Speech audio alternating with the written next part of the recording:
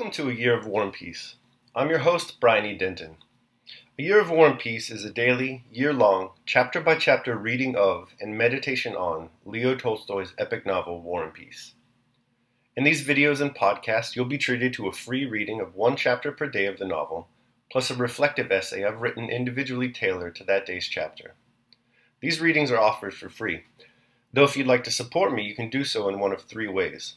First, you could purchase my ebook, A Year of War and Peace. It features the entire novel, plus all of my reflective essays, and it's only $2.99 on Amazon.com. You could also become a patron at patreon.com/BrianEDenton. If you sign up there, you'll receive a sonnet once a month, plus a link to an ebook of my collected sonnets. Finally, if you like, you can make a one-time donation to my PayPal account. The email there is brianedenton@gmail.com. You can also use that email to contact me. I'd be happy to hear from you. Your support is greatly appreciated. Today's reading and reflection is on Chapter 202. Chapter 202. Well, that's all, said Kutuzov as he signed the last of the documents, and rising heavily and smoothing out the folds in his fat white neck, he moved toward the door with a more cheerful expression. The priest's wife, flushing rosy red, caught up the dish she had, after all, not managed to present at the right moment, though she had so long been preparing for it, and with a low bow offered it to Kutuzov. He screwed up his eyes, smiled, lifted her chin with his hand, and said, "Ah, what a beauty. Thank you, sweetheart." He took some gold pieces from his trouser pocket and put them on the dish for her. "Well, my dear, and how are we getting on?" he asked, moving to the door of the room assigned to him. The priest's wife smiled, and with dimples in her rosy cheeks followed him into the room. The adjutant came out to the porch and asked Prince Andrew to lunch with him. Half an hour later, Prince Andrew was again called to Kutuzov. He found him reclining in an armchair, still in the same unbuttoned overcoat. He had in his hand a French book, which he closed as Prince Andrew entered, marking the place with a knife. Prince Andrew saw by the cover that it was Les Chevaliers de Sillon, by Madame de Genlis. "Well, sit down here, let's have a talk," said Kutuzov. "It's sad, very sad. But remember, my dear fellow, that I am a father to you, a second father." Prince Andrew told Kutuzov all he knew of his father's death, and what he had seen at Bald Hills when he passed through it. What have they brought us to?"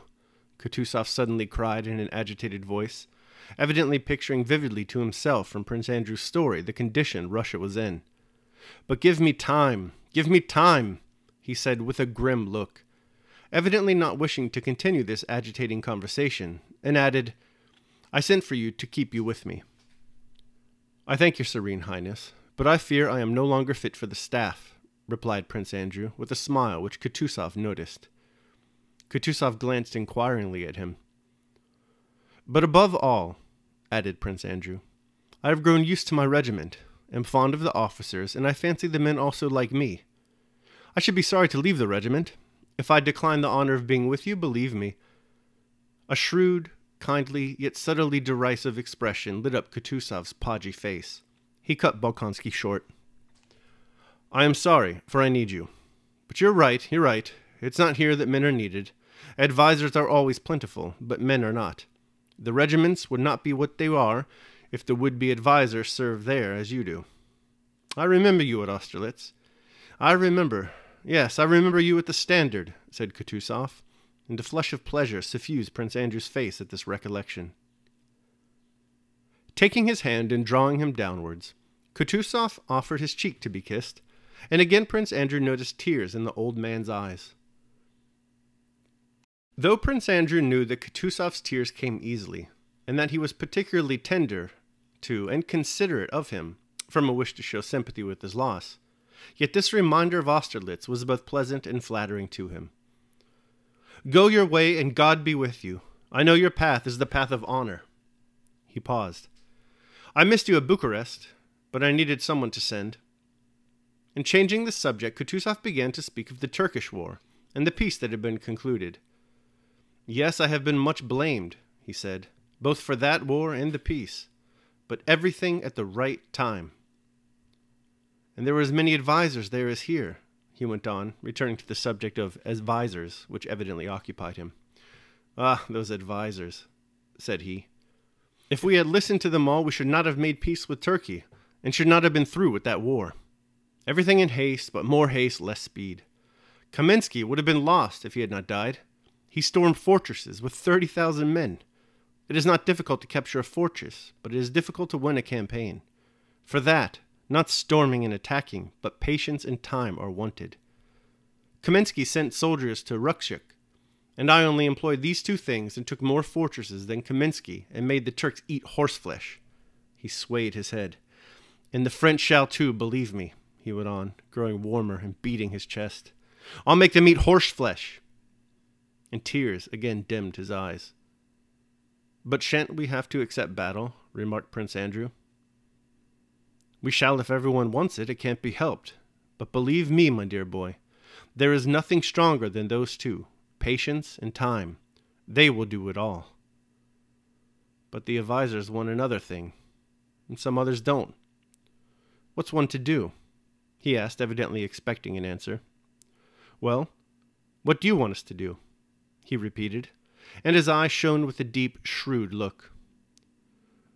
I'll tell you what to do, he continued, as Prince Andrew still did not reply. I will tell you what to do, and what I do. Dans les deux, mon cher, he paused. Abstiens-toi, he articulated the French proverb deliberately. Well, goodbye, my dear fellow. Remember that with all my heart I share your sorrow, and that for you I am not a serene highness, nor a prince, nor a commander-in-chief, but a father. If you want anything, come straight to me. Goodbye, my dear boy. Again he embraced and kissed Prince Andrew. But before the latter had left the room, Kutuzov gave a sigh of relief, and went on with his unfinished novel, Le Chevalier de Signon, by Madame de Genlis.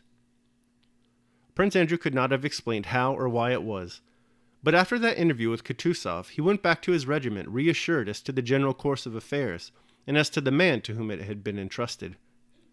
The more he realized the absence of all personal motive in that old man, in whom there seemed to remain only the habit of passions, and in place of an intellect, grouping events and drawing conclusions, only the capacity calmly to contemplate the course of events, the more reassured he was that everything would be as it should.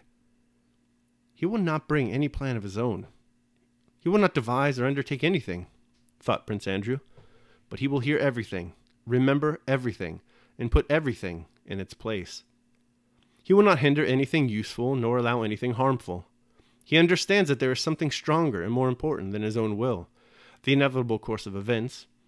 He can see them and grasp their significance, and seeing that significance can refrain from meddling and renounce his personal wish directed to something else.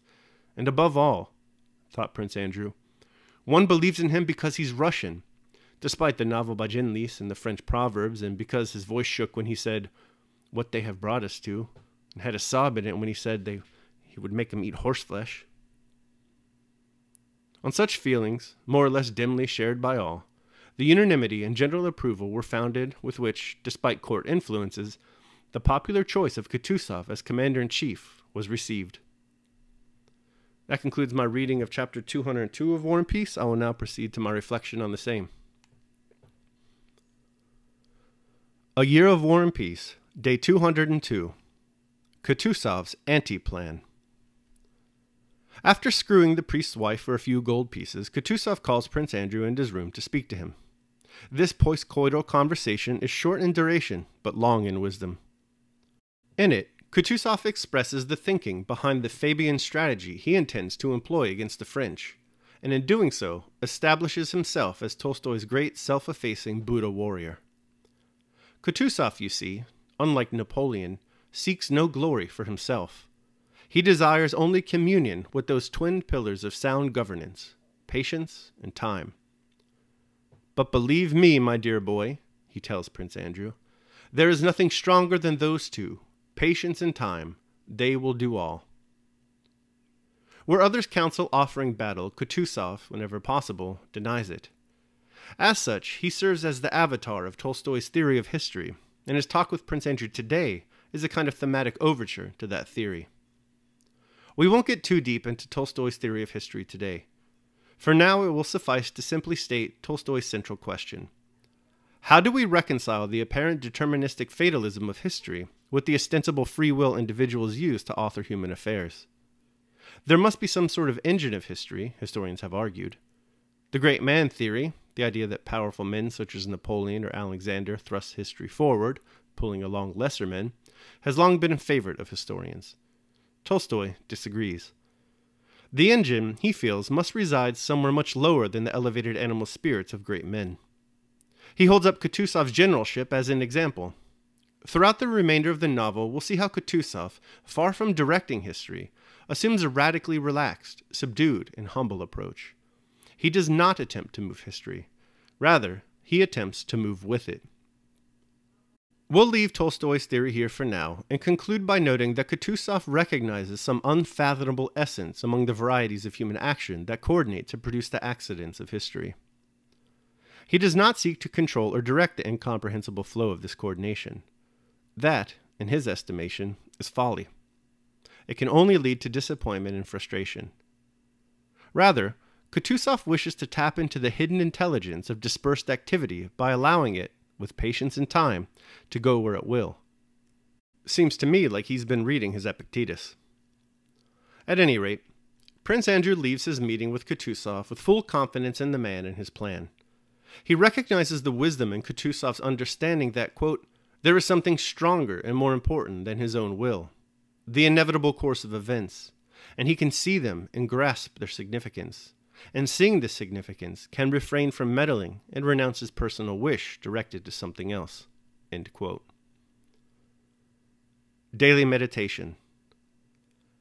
Do that which consists in taking no action, and order will prevail. Lao Tzu, Tao Te Ching. All right, that concludes my reading of and reflection on Chapter 202 of War and Peace. I hope you enjoyed it. Thanks so much for listening. Remember that if you'd like to support me, you can do so either by purchasing the ebook, A Year of War and Peace, becoming a patron at patreon.com, or making a one-time donation at PayPal. The links to all that are down below in the show notes.